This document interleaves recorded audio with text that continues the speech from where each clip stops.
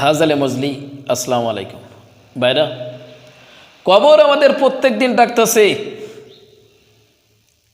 যে তুমি কখন আমার ভিতরে আসবি। আর আজকে আমরা কি করি, দুনিয়াতে আরাম আয়েশ করে বেড়াচ্ছি, একজনকে ক্ষতি করার জন্য চেষ্টা করছি, মানে আমার ধ্যান ধারণা দুনিয়ামুখী হয়ে গেছি, আল্লাহমুখী হই নাই।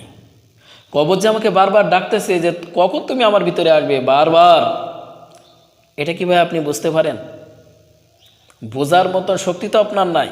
আপনার কলবের পরে মরিচা পড়ে গেছে, জং ধরে গেছে। এই কলবের ভিতরে সেই শক্তি, ঐশী শক্তি যেটা জিবরাইল আমিন আল্লাহ রসুলের কলবের পরে দিয়েছিল, সেই শক্তি আপনার ভিতরে নাই। অতএব আপনার দ্বারা বারবার অন্যায় অত্যাচার হচ্ছে, কিন্তু আপনি এটা বুঝতে পারেন না। আপনি নিজেকে যদি পরিবর্তন না করতে পারেন, কে আপনাকে পরিবর্তন করবে? আপনার নিজের ভিতরে তো আগ্রহ থাকা লাগবে যে আমি ভালো কাজগুলো করব।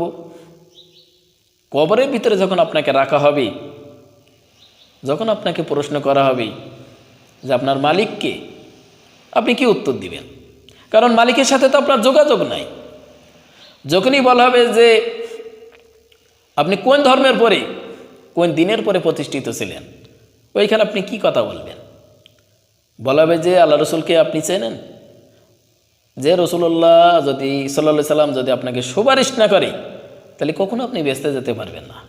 তাহলে সেই আল্লাহ রসুলকে আপনি কি কখনো চিনতে পারেন? আল্লাহ রসুলকে আপনার জন্য সুপারিশ করবে?